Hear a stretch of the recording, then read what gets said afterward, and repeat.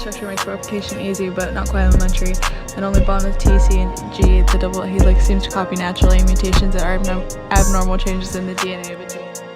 With the DNA in one or more places, breaking hydrogen bonds to separate the bases, each resulting single strand serves as a template, allowing enzymes to replicate.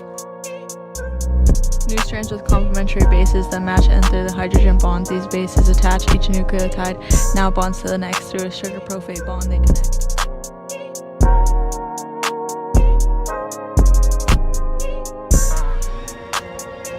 Now let's see how replication really goes, yeah.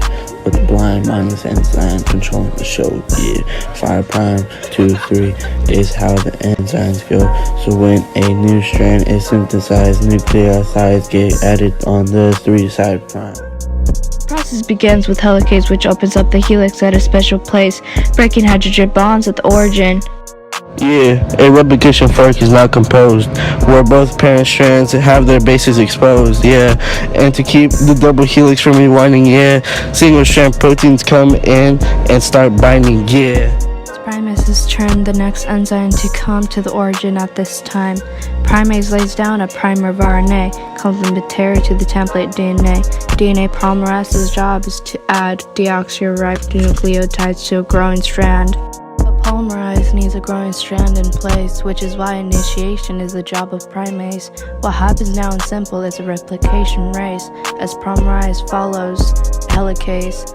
As the fork opens up, replication proceeds. Nucleotides added at incredible speed. What we said applies to the leading strand, where replication is smooth, continuous, and grand.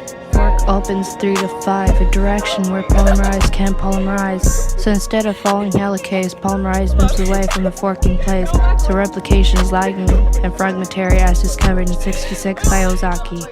So the lagging DNA is filled with Ozaki fragments and RNA primers, and to clean up this mess, polymerase 1 removes the primer.